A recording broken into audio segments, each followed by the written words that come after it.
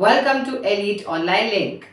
We come to the last poem of Treasure Chest collection of poems, that is The West Wind, written by John Mashfield. Let us read about the author. He is going to tell us about the time that he was there and how he misses it. So, British poet John Masefield, born in 1878, died in 1967, is best known for his poems of the sea.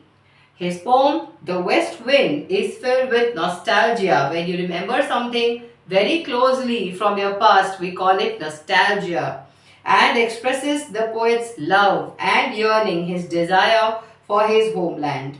He associates peace and serenity with country life. Serenity, the quietness and calmness of the country life.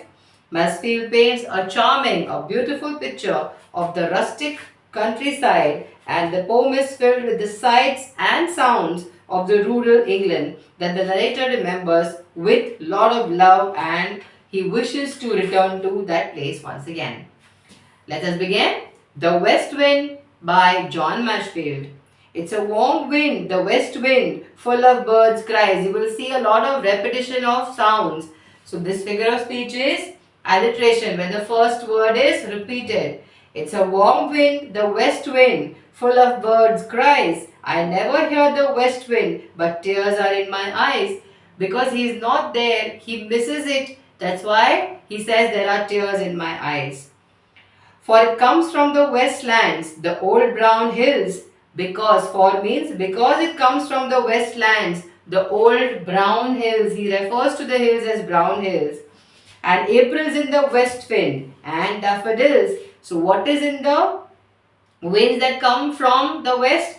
It is April's in the west wind and daffodils, and it is filled with, the land is filled with daffodils.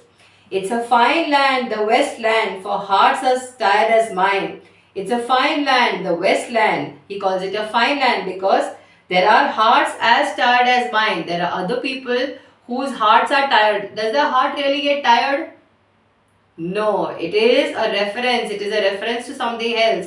When people are tired of the stress or working continuously, you take a break. You go and refresh yourself. You put yourself in the arms of nature so that you can regain the energy to come back to your routine. It could be a college, it could be your office, it could be any other work. So he says, there are hearts as tired as mine in this westland. Apple orchards blossom there, and the air is like wine. Apple orchards blossom. There are orchards full of apples blossoming, not growing, blossoming there. They look beautiful like flowers. So it's a metaphor here. And the air is like wine. Now this is a simile. And air sweets smell like the smell of wine. There is cool green grass there. Again alliteration.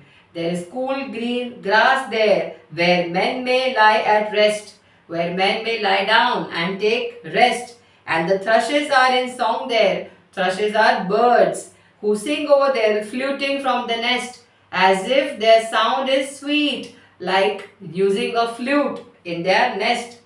Will you not come home, brother? You have been long away. Someone is asking, will you not come back home? So this is his hometown, brother.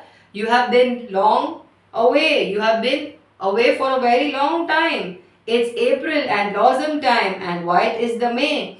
And April is blossom time because in England, very few months you have bright sunny days. So April and May is the time when people can actually go and relax themselves in the countryside. So he says, you have been long way and white is the May. White is the May means bright with white color because of the sun. And bright is the sun, brother, and warm is the rain.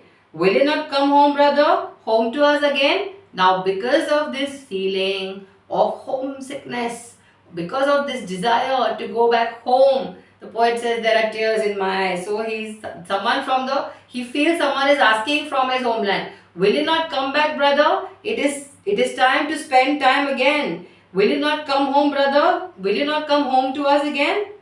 The young corn is green, brother, where the rabbits run. The young corn in the fields of corn. It is still not ripe, it is still green. Only after some time it will turn white or yellow. So it is still green, brother, where the rabbits run. It's blue sky and white clouds and warm rain and sun. Even the rain is warm, even the sun is warm. The sky is blue and we can see have a beautiful scenery to look at. Will you not come back home, brother, then?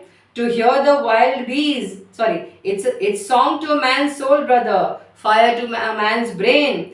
Just as we warm our hands and feet in winter, it gives warmth to our body. This song is it's a song to a man's soul. All these things, beautiful things is nature, is a song to our man's soul and a fire to man's brain. It ignites, it gives you the energy to stay, to do what you want to do, because it fills your heart, it fills your brain with so much of positivity. To hear the wild bees and see the merry spring again. If you are able to hear the wild bees and see the happy spring again, the spring is the season. So it will be a soul to your song and fire to your brain. Larks are singing in the west, brother, above the green wheat. Now, lark is a musical bird. He is singing in the west about the green wheat. Now, again, wheat has to be ripe. So when it is not ripe, when it is still raw, it is not grown fully, it is green in color. What you get in the month of winter. Okay, if you ever happen to go in a local market, there will be so many vendors, they will be selling that green color. It is soft, it is eaten with what do you call it, very spicy fried, what is that, it's an Indian snack. You can eat it with that. You heat it little. You don't actually cook it. You just heat it a little, and then you add those fried snack to it. You can squeeze a lemon on it, and it tastes a world's best dish. So that is still green, means it is still not ripened. And who is singing over there? The larks are singing there, brother. So will you not come home, brother, and rest your tired feet? When you go home, when soldiers or when people who are staying away, when they go back to their hometown, their family will tell them, okay, take rest, take rest, take rest. You've already worked so much, take rest. So will you not come home to rest your tired feet? I have a balm for bruised hearts, brother. Sleep for aching eyes. I have a balm. I have an ointment. I have a cream for bruised hearts, for hearts that have gone through so much.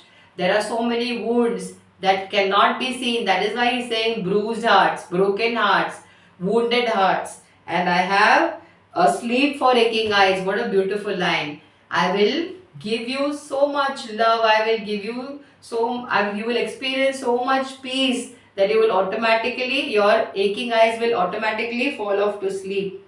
Says the warm wind. Now this is another figure of speech where the verb appears first. We call it inversion. Okay, so the words are not arranged in a grammatic order. Says the warm wind, the west wind full of birds cries. It is calling you, the brother. It's the white road westwards is the road I must tread. The white road westwards is the road I must walk, I must take. Now he is replying to this person. To the green grass, the cool grass, and the rest for heart and head. To the violets and the warm heart and the thrush's song. In the fine land, the west land, the land where I belong. So the poet is replying to the one who has probably told him to come back. So he says, it is time now for me to go to the green grass, to the cool grass, and take rest for my heart and head. When people who are staying away from their hometown, they usually miss the warmth of the people who belong to him or whom he or she belongs to. So he says, it's time now for me to go back, to take rest for my heart and my head. What a beautiful line. To the violets, the flowers, to the warm hearts, the people who love me so much, and the songs of the birds. In the fine land, the west land, the land where I belong. It's time for me to go back to the place where I belong. I hope this easy poem will be understood. Thank you.